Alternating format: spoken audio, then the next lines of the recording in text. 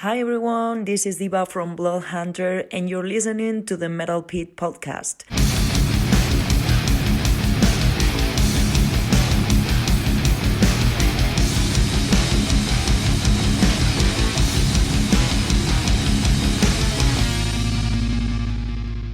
Welcome to the Metal Pit Podcast. This is where we dive into albums and bands that made metal what it is today. I'm your host, Blake, and together we'll explore the sounds and the legends of metal. Don't forget to visit our website, which is themetalpit.org, and follow us on Facebook and Instagram at The Metal Pit. And for the podcast, we have a website for the podcast, which is themetalpitpodcast.com. And it is also on Facebook and Instagram, and that's at The Metal Pit Podcast. And you can find us on YouTube at The Metal Pit 666. And if you have any questions, suggestions, comments, whatever, you can email me podcast at themetalpit.org. And I was just before I mentioned my guest, YouTube. I just added 2 new interviews that one of our writers, Lance Hall, did. And of course, I didn't write down the names of the bands, but anyway, check out our YouTube channel. There's 2 new interviews on there that I just posted today. And my guest has been, this is his third podcast in a row with my guest here, James. How you doing? Hey Blake, I'm doing tremendous, my friend. There's never a bad time to talk heavy metal, so I'm excited about this episode. Ready to dive in. Okay, we're going to talk about a group that has 24 studio albums, which is kind of unheard of. And their last one was in 2024. And I believe I just saw a post from Girl School that I guess they just did a tour together. So they're still touring. And I don't know if they're making another album. I didn't look that far into knowledge to find that out. But anyway, we're going to talk about Saxon. And I'll just say now, Saxon, like it depends how old people are that listen to our podcast. If we have people my age, of course, you're going to know Saxon. And you're younger, but you obviously know Saxon. But if there's any like 20 somethings, they might not even know who Saxon is. But of course, they were one of the bands in the new wave of British heavy metal back in the late 70s and early 80s, along with like Iron Maiden and Def Leppard and Judas Priest. But Judas Priest is kind of before that. They were formed in Barnsley, South Yorkshire, England in 1977. They were first known at, or I'm not sure it's first, but they were once called Son of a Bitch. But I think for good reason they changed the name. I don't think a band called Son of a Bitch would probably have 24 albums. Probably not. And let's see, the core of the band consists of vocalist Bill Byford, who is still in the band today, and I guess he's been on every album then, right? I guess, yes. So he's like, and also guitarist Paul Quinn, who I was Paul Quinn on. I don't know if he's on the first album, but I guess he's still in the band today. So those two have been in it a long time. They've had a lot of other lineup changes, of course, over 24 albums and whatever 50 years. I don't know, 1977. It's almost 50 years, I guess, of being a band. Their early albums, such as Wheels of Steel, Strong Arm the Law, Denim and Leather, and Crusader, kind of got their career going there. But we're going to talk about the fifth album, Power and the Glory. Sorry, fifth? Yes, fifth album. So, do you remember when you first heard? Now you're younger again, so you probably discovered them later and went back. But when do you remember first hearing Saxon or anything? Yeah, sure do. So I was actually in college at the time. So it was my sophomore year. So we're going back to 2009. And that is when I very first heard Saxon. And it was actually one of the songs, it was more of an epic song off of their 2007 release called The Inner Sanctum. It's a song called Red Star Falling. And it's about communism, if I understand that correctly. That's the reference to the Red Star. Um, and so I heard that or that song rather first, and that one's up over 6 minutes long. It had a little bit of an epic feel to it, and went backwards a little bit. Checked out a couple of albums that came out before it, but then I kind of fell away from Saxon for several years, and it wasn't because I disliked it. It was just my tastes were a little bit different 16 years ago, and so I was into a lot of metalcore and some death metal and stuff like that. And I still enjoy that stuff, but I really hopped on the traditional heavy metal train a little bit later. So it was really right about 2022 or so, just a few years ago, that I dove back into Saxon. And this time it was the whole catalog. So in 2022 was actually the year that they released Carpe Diem, which was their 23rd album overall. And so I had, needless to say, a plethora of material to dive back into. As you said, Blake, 24 albums as we sit here today, and possibly still counting. I'm not sure. Hopefully, they'll at least give us one more so they can end on 25. But I had plenty of stuff to go back through, and now I own all 24 albums that they currently have, and really enjoy all of them. So I sort of had a split story with Saxon. Got started in college and then fell away, and now I'm back in full force. And they are one of my absolute favorite bands now, I'm proud to say. No, for me, I can't really remember because again, there was because back in 1982 is when I first started listening to heavy metal, as I've mentioned before, and so this album is 1983. Uh, so I don't really think I was listening to Saxon before I discovered heavy metal because they wouldn't be on the radio or anything like that. So, but so I can't even really tell you if it was Power and the Glory that I first heard, or if it was Denim and Leather. I might have heard that song somewhere before. And I'm surprised, actually, as I look at it, Strong Arm of the Law was from 1980, because I do remember that album quite well, but I'm pretty sure I didn't hear that first. But I can't really remember. There's only a few, like I've said before. Like I can remember when I first heard Iron Maiden and I first heard Metallica and Slayer and some of those groups. But some of these groups, it's impossible to pinpoint when I did first hear them. But anyway, so yeah, so we're gonna talk about that album. But first, I got a few notes here on Saxon, which you probably know, but some people might not know. Let's see. As I said, they played a crucial role in the new wave of British heavy metal with Iron Maiden and Def Leppard. Supposedly they turned down, where is that? Um, where's my, oh sorry, I'm on the wrong part of my screen here. First of all, yeah, they turned down a record contract offer for, it doesn't say from who, but they wanted them to be more like Def Leppard or hair metal or whatever.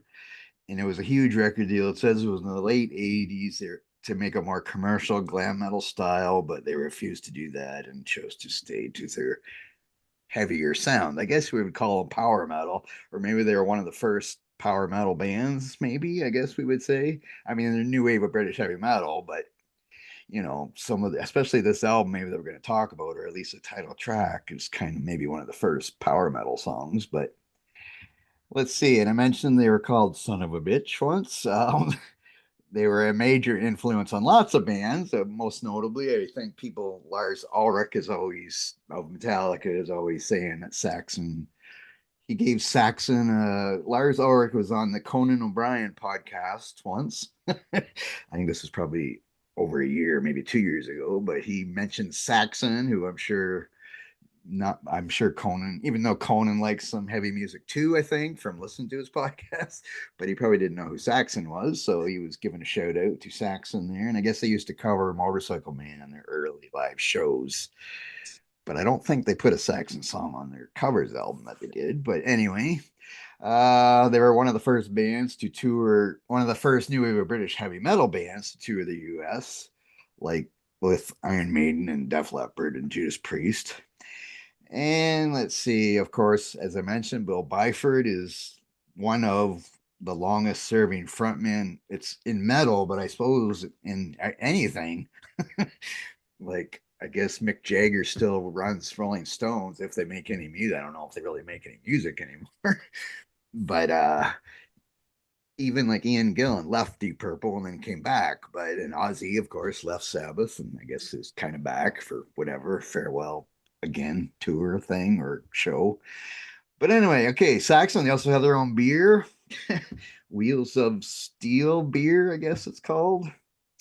And that, of course, is from one of their album titles. And I guess Byford also released a spoken word album called School of Hard Knocks. Did you hear that? No? I don't know. Wow, that's interesting. I had not heard that. I would love to hear it though. I might have to go look that up now. Yeah, it's just, I guess it's just under his name, I'm assuming. It just, there's music too, but there's also spoken word storytelling about his life in rock and roll. Anyway, so we're going to talk about Power and the Glory. So like I said, fifth studio album.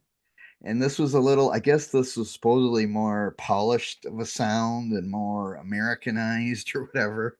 It says from, they had producer, now I got to find that. Uh, oh wait, the core, that's the guitar. Sorry, I'm all over the place here. I got too much stuff because they've been around too long. Produced by Jeff Glixman.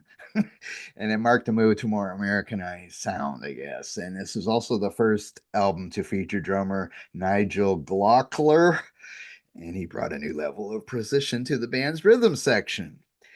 And I can mention the rest of the band, as I mentioned, Paul Gwynn on guitars, Graham Oliver on guitars, and Steve Dawson on bass guitar. So, Power and the Glory, title track. What do you think of the title track?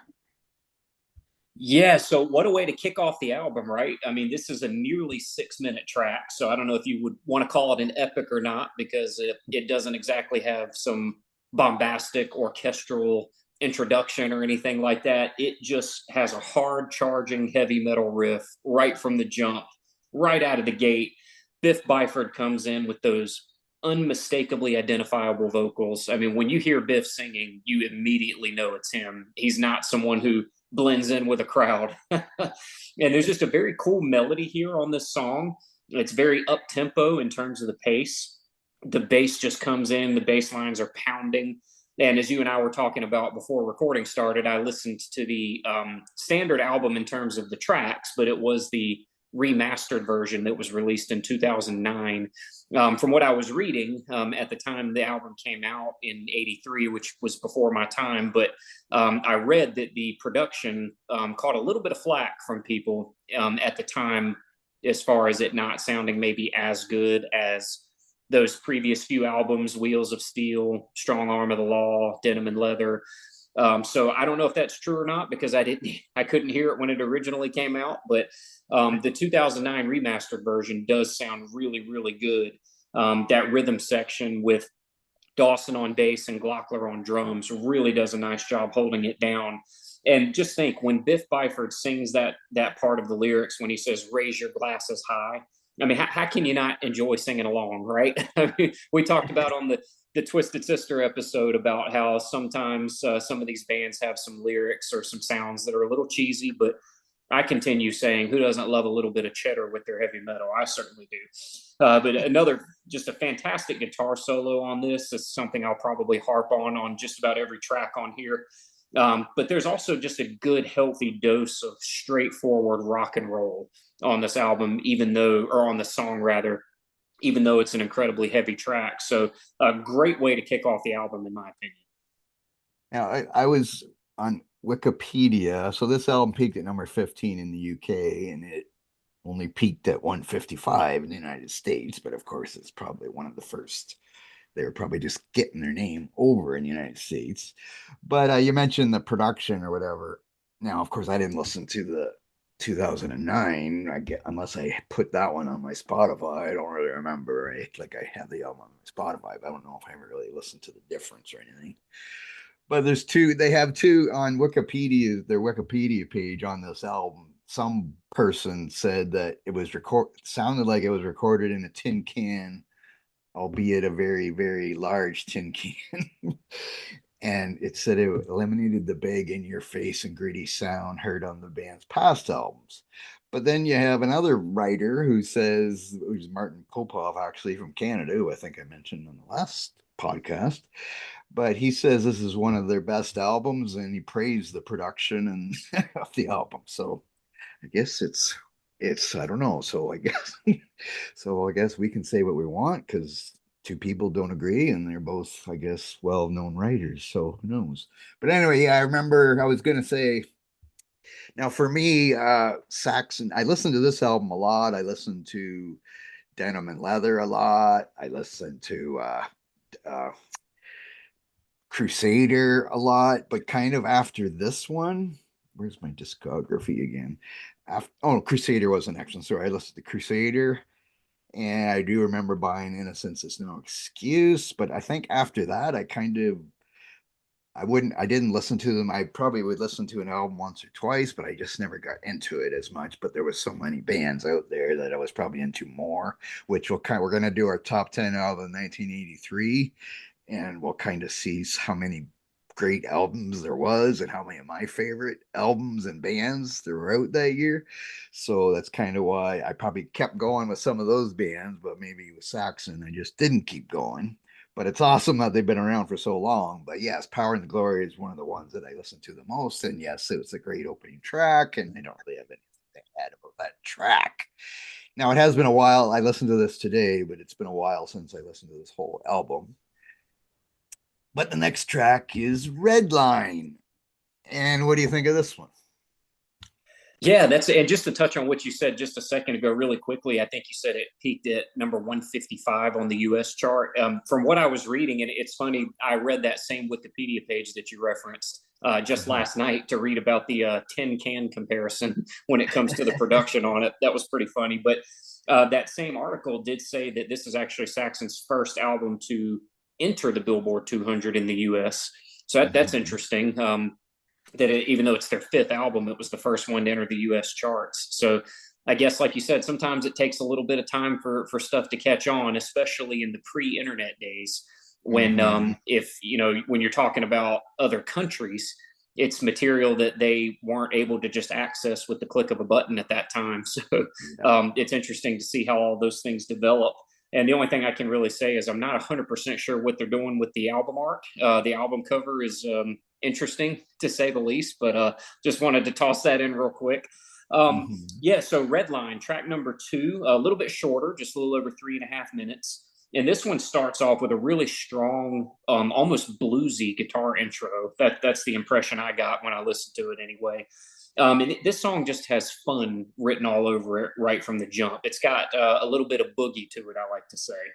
It's one of those songs that really, pace wise, just the cadence of the song, it really makes you just want to kind of get up and move. You know, other people with who are fans of popular music, maybe they want to hit the dance floor. I wouldn't use that terminology for heavy metal, but makes you want to maybe get up and do some head banging and do some air guitar. My air guitar leaves a lot to be desired, but hey, if it's just me enjoying my music on my own, then that's okay. Yeah, the rhythm section once again really tight here with Dawson and Glockler just holding down the rhythm. Biff's vocals just soar as they always do. They still do to this day, by the way. I know we've referenced their longevity a couple of times, their staying power. When you think about, as we sit here today, their debut was 79 and their most recent album was 2024. That is a 45-year span that they've been releasing new studio albums. So, and Biff Byford, I can confirm, seeing as how Hellfire and Damnation, the most recent album, is one of the best albums they have ever done, in my opinion. It's in my top 5 or 6 Saxon albums ever. That's how good they still are. But Biff's vocals sound just as vibrant and as vital as they did on some of these classic albums, which is really incredible. And then after the second time the chorus is sung, we get another incredible guitar solo. And this duo of Oliver and Quinn just tears it up on the entire album. It really is a pleasure to hear. They're making the instruments sing, is how I like to think about it. So just another very solid track that I could almost picture being played at a party, provided it was a heavy metal themed party. And I guess the song is about driving fast and living recklessly. So yeah, that fits right in for metal people back. Maybe not now, but back then. But yes. Oh no, I was gonna add something there about actually this album actually reached number 1 in Sweden, Norway, France, and Germany. So it's, but I guess back like you said about there's no internet, and so back in because it took a while for Iron Maiden to really make it big in the United States, and well, all of them, because you're playing in England and nobody's listening. You're not getting on the radio most of the time anyway. These kinds of groups, so yeah, it does take a while before you get noticed, I guess, in North America, and now it's like almost impossible. Well, I mean, it's not you get no, it's easier to get noticed, but you're not getting as successful because now you can't afford to tour unless you sell a lot of albums. I mean, anyway, so yeah, it's good track two. Then we go on to Warrior. And what do you think of this one? Yeah, so the title of this track, Warrior, and I know, Blake, you made a reference to power metal earlier, and I do really do think that this album introduces some power metal elements that were not present on the first few. And so you just think of the word warrior, right? That's one of the characteristic lyrical themes of the power metal genre. It's swords and dragons and kings and warriors and that sort of thing. So this does sort of continue that theme. And we've got just a razor sharp guitar riff that kicks this one off. Just a few seconds in, you get Steve Dawson just coming thundering in on his bass, and we know we're off and running as listeners. We get some double bass drumming from Nigel Glockler on this song. And I don't know that double bass drumming was a particularly common thing in heavy music up until this point, although we are in 83 now. So, as we'll likely talk about when we do our top 10 albums of 83, the birth of thrash was seen this year. And so, double bass drumming was certainly a regular part of that. And prior to that, you had it sprinkled in here and there. I think we heard it a little bit on Judas Priest's song Exciter.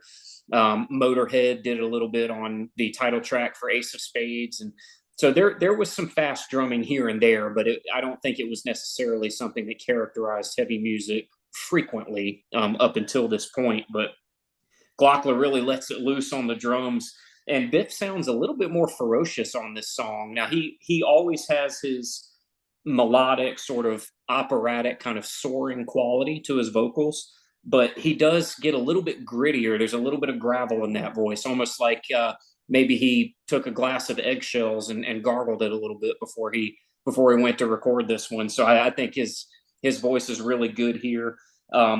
And it does remind me, like I mentioned a second ago, a little bit of thrash and what we would see develop not only in this particular year, but over the course of the years that followed as that particular style started to really rise to the top, just with the speed and the shredding of the guitar work combined.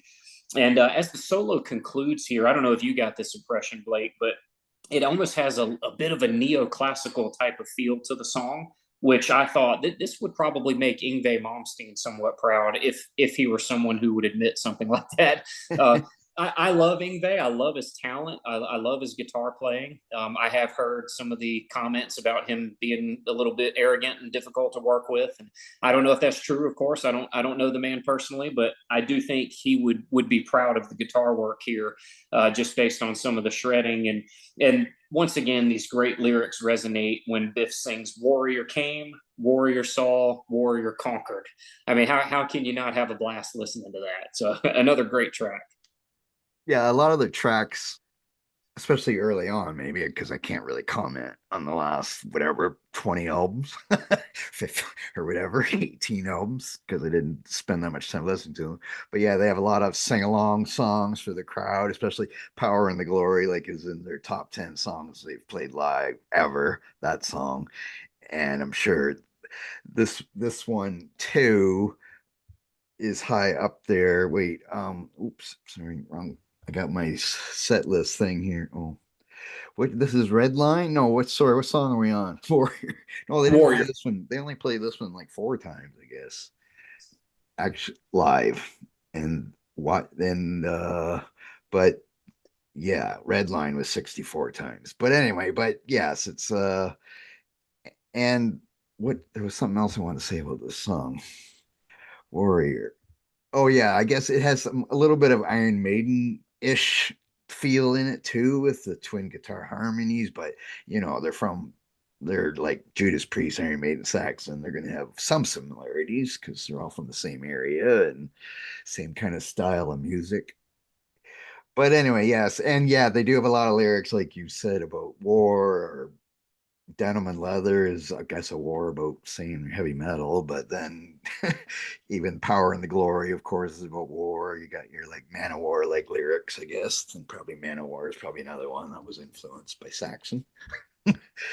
Okay, then we go to the mid-tempo track Nightmare. And what do you think of that one? Yeah, so Blake, if you're like you and me, I know we both have talked a few different times about how neither one of us are particularly big fans of ballads, and so if anyone out there who is similar to us in that regard, hold your breath here for these first few seconds because this one sounds eerily like a ballad might be coming, at least at the very beginning. Listeners might get a little bit worried if you're not into that sort of thing, but there is still a really cool melody from Biff as the song really gets going, and then that rhythm section begins to pound away. And as it really kicks in, your possible concerns or even fears, if you're in my case, fears that a ballad is coming, are somewhat relieved because it's really not a ballad. It is a little bit of a slower song, but it does add some nice variety to the album, I think.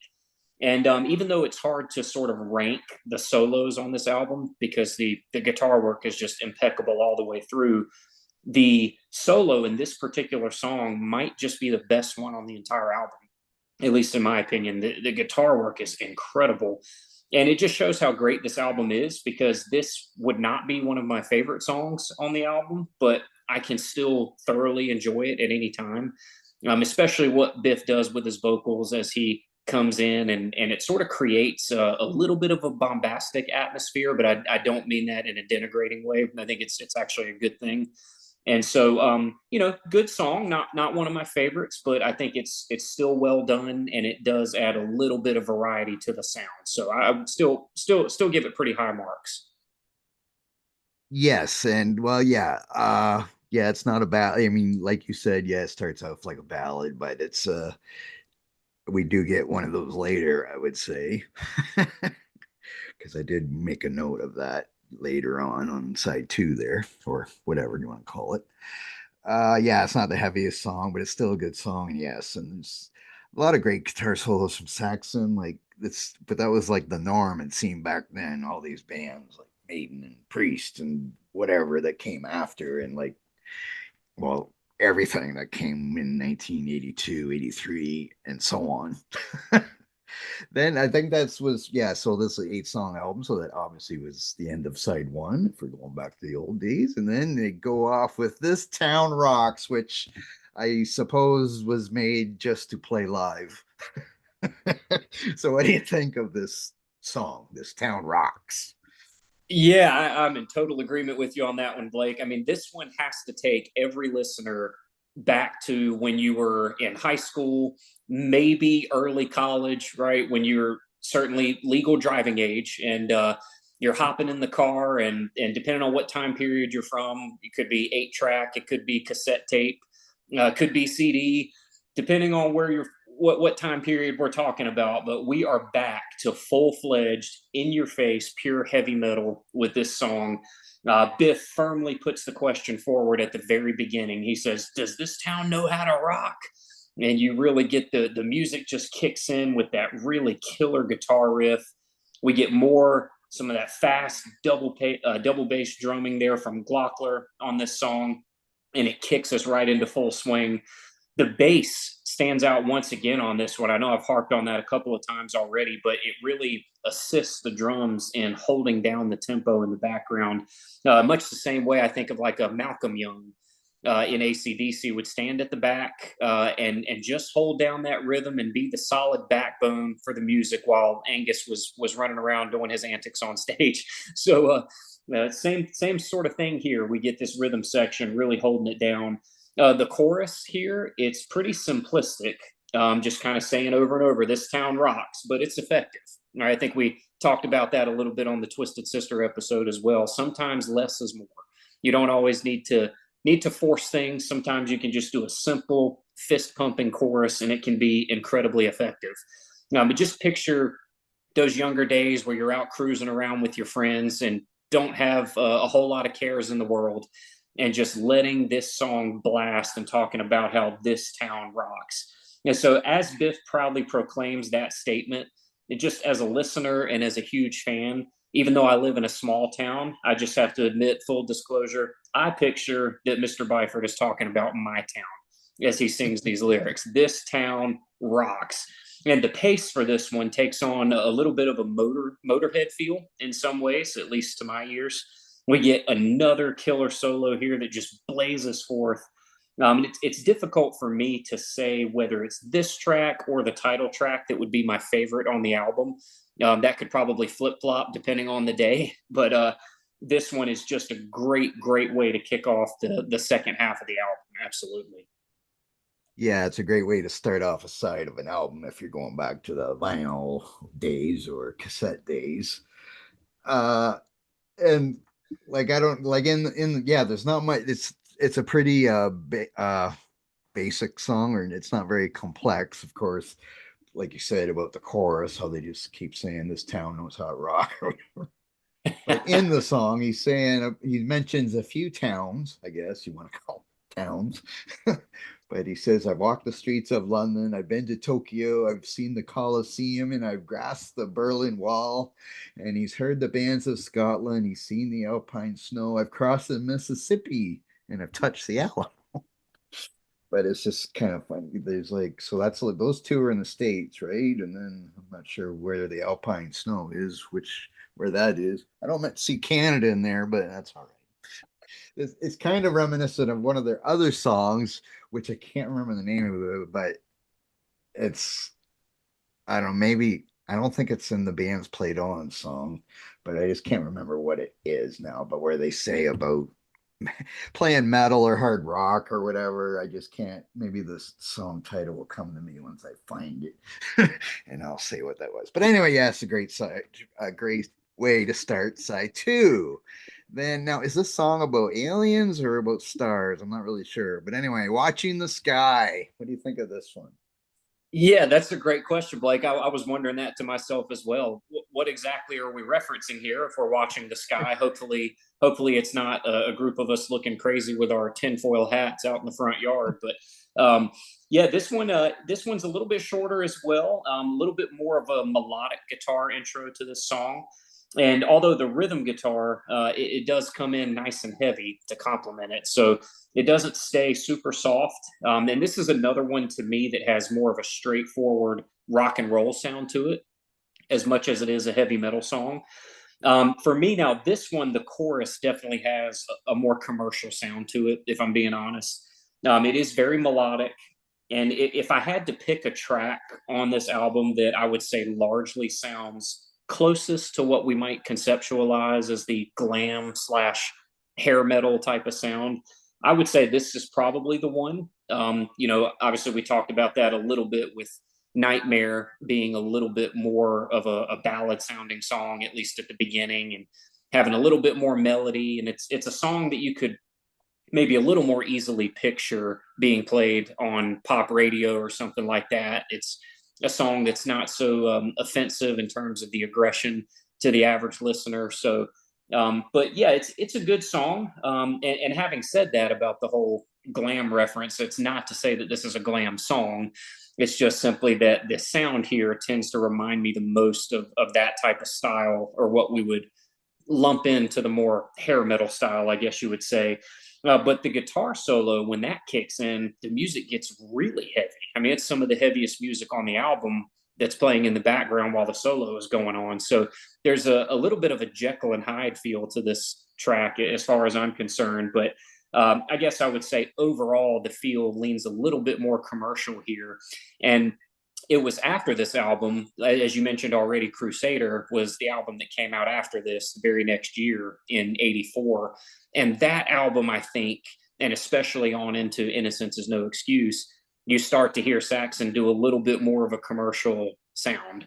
And we talked about that in the last episode as well. Lots of record labels were pushing bands to go in that direction as they started to see which bands were the cream of the crop and that were going to rise to the top and be able to sell more albums. And Saxon did Rock the Nations in '86 and Destiny in '88. I mean, those albums really do have quite a bit of a glam feel to them. So, not to say that Watching the Sky is a glam song, but it definitely leans a little bit more commercial to my ears. I don't know if you thought the same thing, Blake.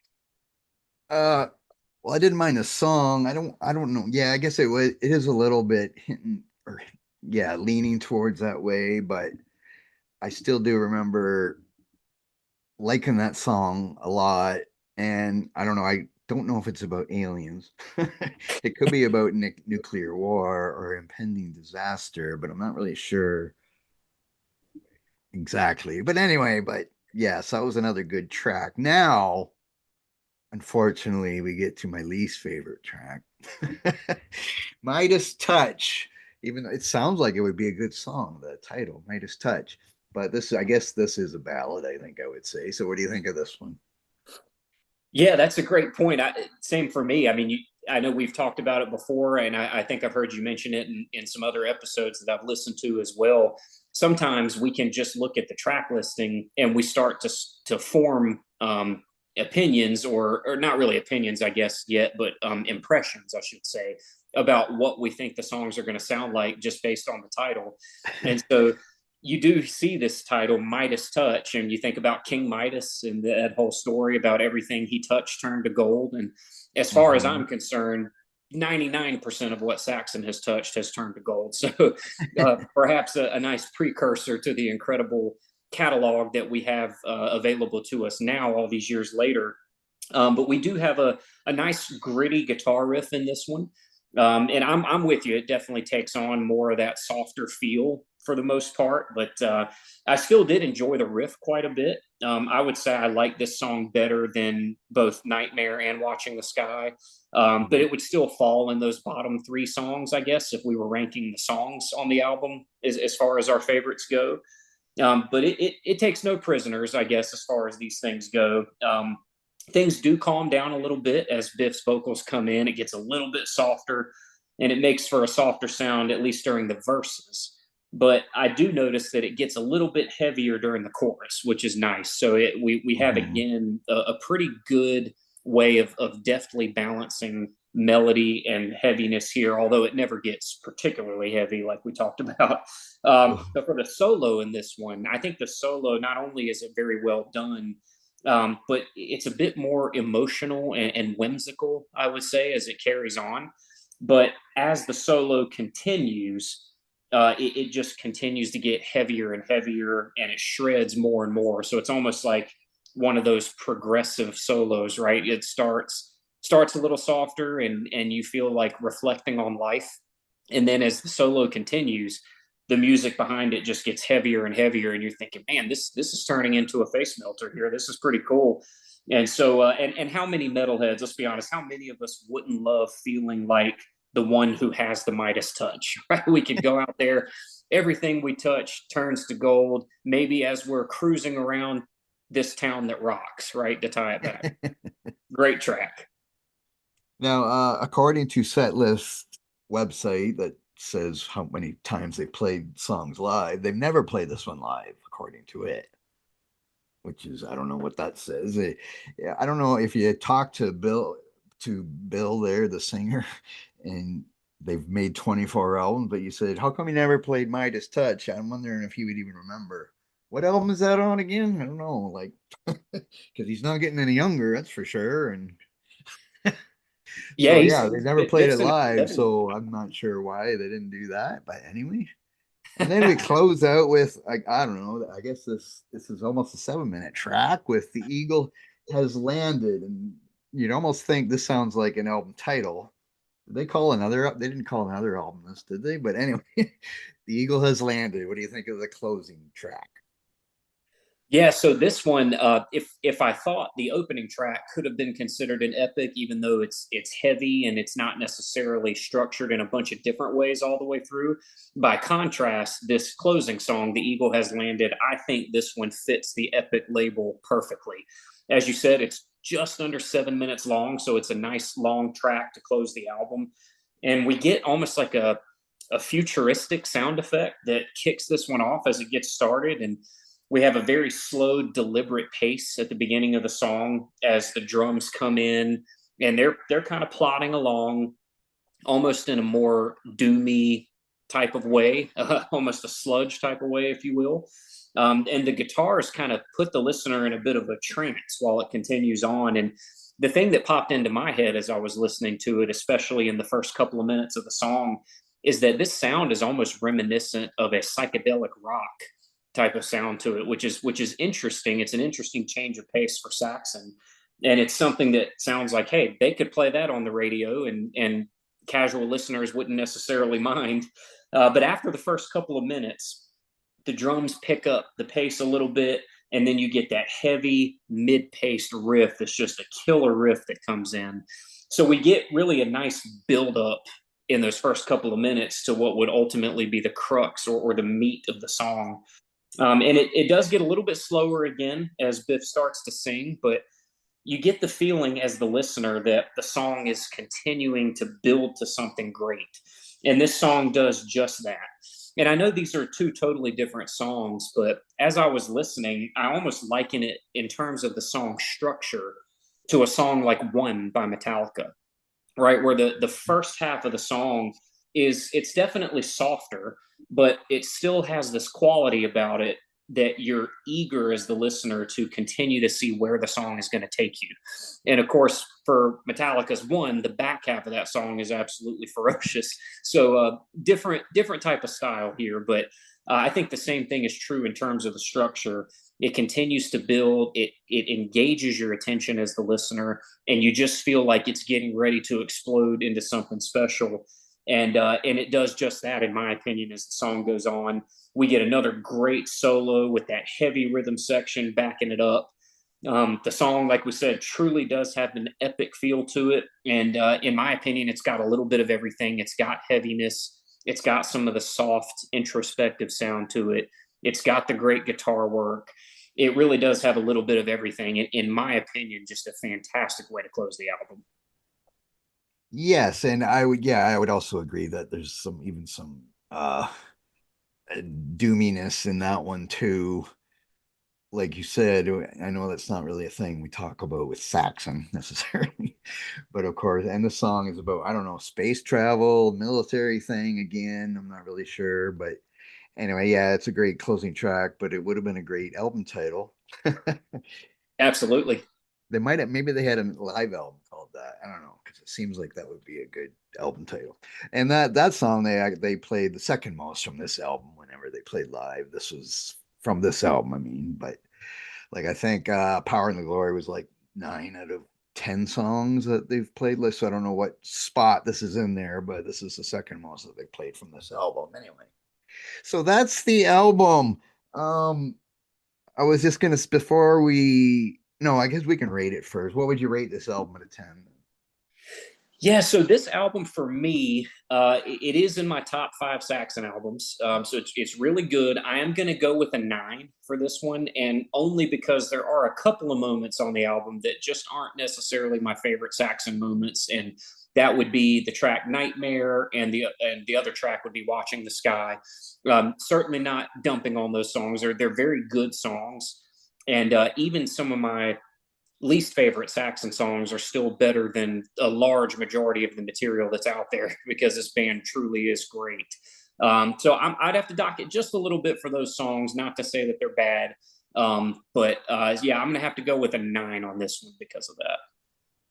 Okay, I think I would probably like I remember when it came out, when it was out in '83, I listened to it a lot. And like I said before, I listened to Crusader album a lot and Strong Arm of the Law a lot. So back then, I probably would have thought this is a 10 or something because I listened to it so much.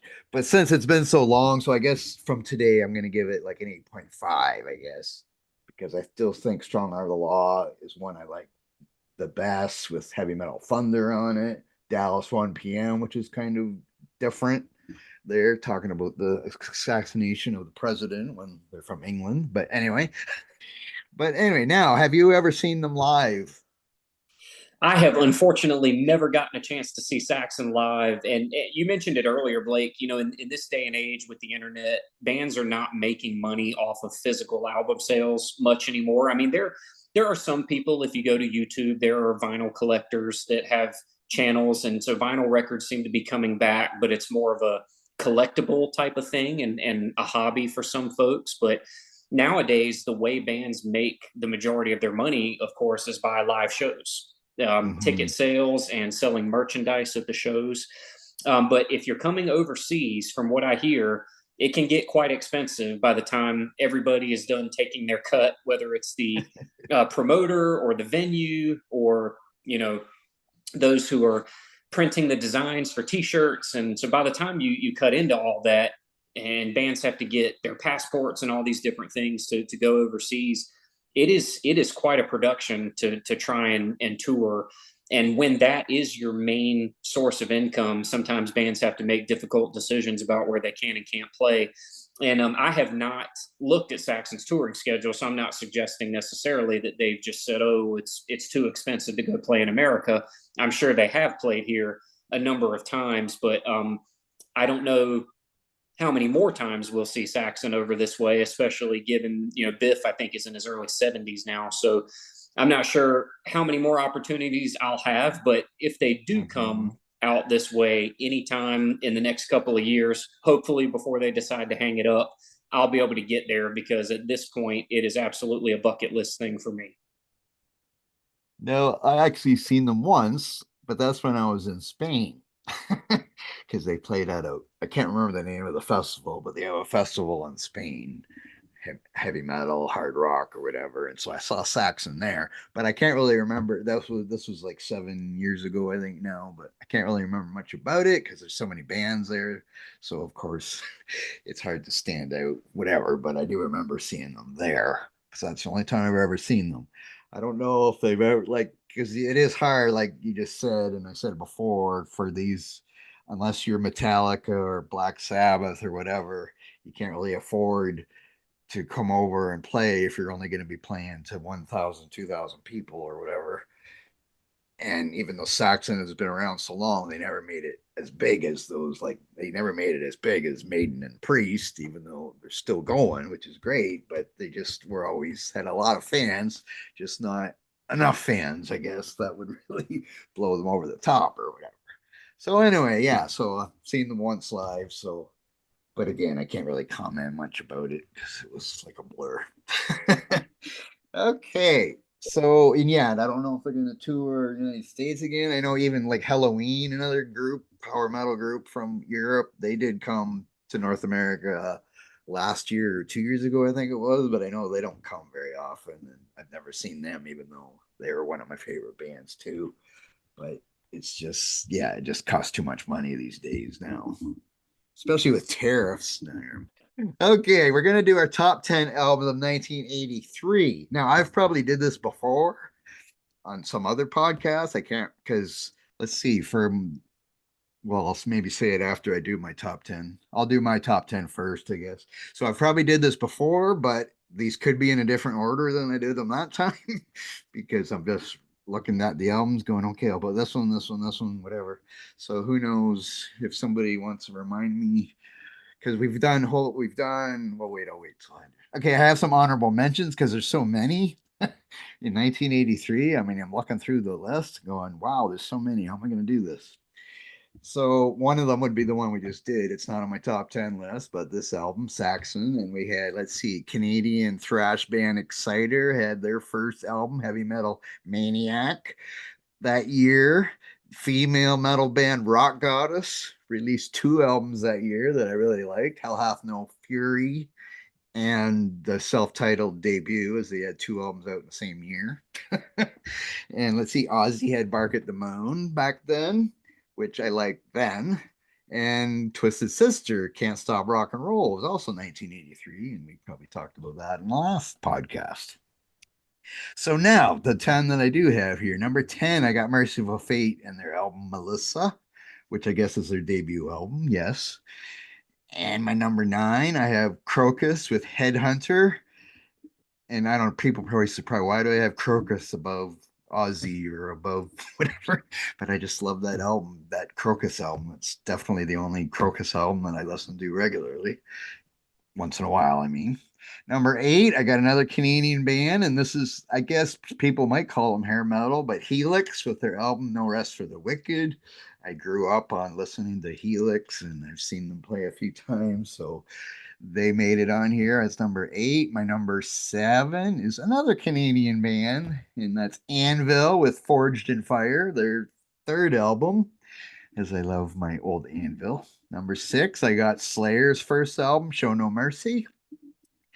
Number 5, I have Black Sabbath with Born Again, which is actually my favorite Black Sabbath album, which I'm sure people will hate to know. But I love Ian Gillan, and even though it's not really, it's more or less a Deep Purple album than a Black Sabbath album, but whatever. It's got Tony Iommi on it and everything. It I think just because of Ian Gillan, it sounds like it's Deep Purple, not Black Sabbath, because the sound was a lot different on that one. My number 4 is Raven with All for One. I love that album. I want to do a podcast about that album sometime. I have to find somebody else that likes it as much as I do.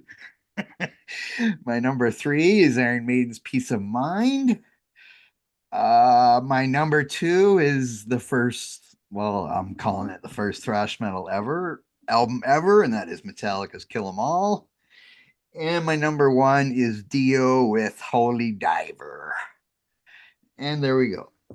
And there was other bands too I probably could have mentioned too, but that's enough. Okay, let's hear your. Oh wait, I was going to mention podcasts. I'm sure we've done Holy Diver, we've done Peace of Mind, we've done Kill 'Em All, and I think we've done Melissa also, Merciful Fate. So yeah, so we've already did 4 or 5 of these. So one of those, I'm sure I already did a top 10 of 1983. I just don't remember which one.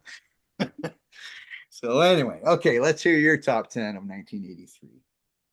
Awesome. That was a great list, Blake. And just as a quick side note for Sabbath, if I'm really going to piss some people off here, but my favorite Black Sabbath album is actually 13, the one that they did much more recently where Ozzy was back in the fold, and okay. just a great album. But Sabbath has great stuff from every era. So Dio era is my favorite of all. But yeah, there's just something special about 13 with everybody from the original lineup except for Bill Ward on drums. But that's okay. We got everybody else back. So yeah, a couple of quick honorable mentions for me. Twisted Sister, You Can't Stop Rock and Roll would be on there.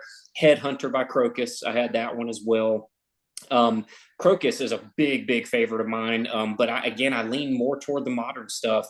Hoodoo from 2010, Dirty Dynamite from 2013. Even going to Hellraiser from 2006. I mean, they just have some really great stuff. And frontman Mark Storace released a solo album called Storace, or the album was called Crossfire, under the Storace name that he just released last year, I believe it was. And that's a tremendous album. So if you're a Crocus fan, would definitely recommend picking that one up. I actually also saw them in Spain too at the same festival. Oh, very cool. Awesome. Yeah. Oh, Crocus is fantastic.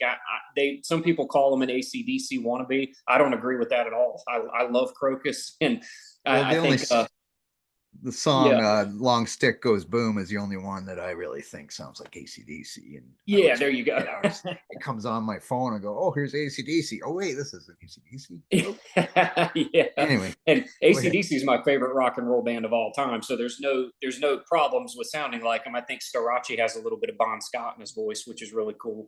But yeah, so as I dive into my top 10, so my number 10, shout out to Canada. I've got Heavy Metal Maniac from Exciter.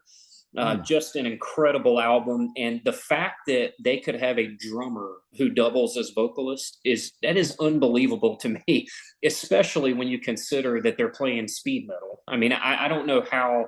Is it Dan Beeler? Is that how you pronounce that last name? Yes, I think that's correct. Yeah, he's just incredible. So just a fantastic album there, and Long Live the Loud. They've got some really great albums in that discography. It just really an incredible band. So and never made it as big as they should have, in my opinion. And speaking of Canada, I guess I should have mentioned Anvil as one of my honorable mentions as well, Forged in Fire from that year. Coming in at number 9 for me, I have Shout at the Devil from Motley Crue. Please, nobody pelt me with tomatoes for that pick. But Yeah, that's another one. I love Motley Crue's first couple of albums. I will say Too Fast for Love, Shout at the Devil. And I like some stuff from Girls, Girls, Girls. And, Mhm. there's some good stuff here and there, even on the self-titled album from, I think it was 94, where John Corabi came on board. Some of those songs were really heavy. And so they've got some good stuff here and there, but nothing beats the first couple of albums for me. So Shout at the Devil had to be on my list. Coming Mhm. in at number 8, I have an album called Loose and Lethal by a band called Savage. Not sure if how many listeners are going to be familiar with that one, but I don't know that Savage had a whole lot of albums after that. But it does seem to be a little bit of a cult following for that album. A lot of people really, really love it. And I have to say, it is one of my favorite albums from top to bottom of all time. So Loose and Lethal by Savage, for any listeners that have never heard that album, do yourself a favor and check that one out if you like sort of that traditional heavy metal sound. Coming in at number 7 for me, I've got Holy Diver from Dio. And you mentioned that one already, Blake. Mhm. Ronnie James Dio had been in Rainbow, and then he recorded the first 2 of the 3 Black Sabbath albums that he was on, with Heaven and Hell and Mob Rules, and then went on to do the solo thing. And so here's his first solo album. And this one and Last in Line are sort of neck and neck. Most people consider them both to be equally legendary. So Holy Diver had to be on this list for me, if for no other reason than the title track and Rainbow in the Dark. I mean, those 2 songs are worth the price of admission alone for that album, in my opinion. Coming in at number 6 for me, I've got Peace of Mind by Iron Maiden. And while Number of the Beast is my favorite Maiden album, Peace of Mind came out the very next year. It was only the second album with Bruce Dickinson on board. And it's a very close second for me on my list of favorite Maiden albums. Just an incredible album from start to finish, balancing the melody with the shredding guitars. I mean, you can't go wrong really with the first 5, and I would even say the first 7 really Iron Maiden albums for me. So that one had to be on the list. Number 5, coming into my top 5 now, is going to be Balls to the Wall from Accept. And that album just, I don't know if you can really find a riff that better epitomizes heavy metal than the riff to the title track on that album. Just a really, really great, strong song. And of course, this was the album that followed right on the heels of Restless and Wild, which is a very widely revered Accept album, and just widely revered heavy metal album in general. And so Balls to the Wall really followed up on that, and it is just heavy. You've got Udo Dirkschneider wailing away on the microphone. Wolf Hoffman, of course, who is, I believe, as of this day and age, the only remaining original member of Accept. And as much heresy as this might seem, I'm actually more of a fan of the modern Accept era with Mark Tornillo on vocals. That's mostly all I listen to when it comes to Accept. But when it comes to the Udo era, Restless and Wild and that album Balls to the Wall are the 2 that I come back to most often. I do like Russian Roulette and Objection Overruled and some of those, but Balls to the Wall had to make my list. Number 4 is going to be this album that we talked about here on this episode today, Power and the Glory from Saxon. Album number 5 for them. And as we talked about, kind of introduced more of that power metal feel to it. And it would be after that album with Crusader and the next few after that, like we talked about, that they would venture in a little bit more of a commercial direction. But they still maintain their heaviness for the most part all the way through. So had to have Power and the Glory on the list because it is tremendous. If the worst part about an album is the album cover artwork, then I think we're doing okay. So, great album there. Coming in at number 3 for me, I've got Another Perfect Day from Motorhead. And that album, it's very interesting. I wanted to take a moment to comment on it. It's very interesting how that album was received back when it came out, and then to see how the general outlook and perception of that album has shifted in more modern times. So when that album came out back in '83, it got a little bit of flack from fans. It was a little bit more melodic than the previous few albums. Of course, they had Brian Robertson from Thin Lizzy come into the band, and so a lot of people really loved and revered, and still do to this day, that original 3-headed monster for Motorhead's lineup, which was Lemmy, Filthy Phil Taylor, and Fast Eddie Clarke. And so that's kind of the Motorhead lineup that everybody loves the most, at least from the classic days. And so with this album, Another Perfect Day, that Motorhead put out in '83, they did not have that three-headed monster of a lineup anymore. And so when you hear Brian Robertson bring that Thin Lizzy influence into the sound, there were some people who didn't love it. Like I said, it was a little bit more melody. It didn't quite have the same type of speed and ferocity in a lot of the songs that fans had gotten used to in those previous few albums, like Overkill and Bomber and Ace of Spades and Iron Fist. The sounds of Another Perfect Day were a little bit different, and so it wasn't particularly well received, at least for the most part back then. But then if you shift gears a little bit into the modern day, with the passage of time and subsequent generations listening to the album, it is a lot better received now. There are a lot of people that have great things to say about it. A lot of people think it's one of the best albums that Motorhead ever did, in a catalog of, we talk about Saxon with 24 albums. Motorhead had 22. So Motorhead has quite an extensive catalog. And I think Another Perfect Day is a really, really solid Motorhead album. So that had to be on my list. Coming in at number 2 for me, I'm going with Flick of the Switch from AC/DC. And I know it's rock and roll and not heavy metal, but AC/DC is my favorite rock band, as I mentioned a moment ago. And Flick of the Switch was a little bit different. It was the third album with Brian Johnson on vocals by that point, and followed right on the heels of Back in Black and For Those About to Rock, We Salute You. And those two albums were very, very polished. You had Mutt Lange's production, and it was very smooth and almost, some people felt, possibly a little bit overproduced. And so for Flick of the Switch, AC/DC decided to produce the album themselves. And so the album had a little bit more of a raw feel to it, not quite as much polish. It's a very short album. I believe it's 11 tracks, but it clocks in at maybe 35 minutes, maybe a little bit less. But lots of great songs on that one. Rising Power, House is on Fire, Landslide, Badlands, just great songs all over the place. So other than the fact that the album cover looks like a first grader picked up a pencil and drew a sketch in art class, still a really, really great album in my opinion. So that's why it's so high up, just because AC/DC is one of my absolute favorites. And then coming in at number 1, I'm sure a lot of people could have guessed it, but it is Kill 'Em All by Metallica. And it was really the birth of thrash. And I know Slayer had Show No Mercy this same year. I think it came out a little bit later that year. And some people have said that Exodus, which was actually Kirk Hammett's original band, really had the material for their debut, Bonded by Blood, ready to go in '83. And apparently it was an album that many people feel should have been released in '83. And if it had been, I'm not sure what the full story is, if it was a record label issue or whatever the case may be, but if it had been released that year, depending on the time of year, if it was slightly released before Kill 'Em All or maybe right around the same time, that Exodus would at least receive equal credit to Metallica for the launch of thrash. And so, we'll never know, because, of course, Bonded by Blood didn't come out until '85. But Kill 'Em All from Metallica has to be on here. It really changed the entire game when it comes to thrash.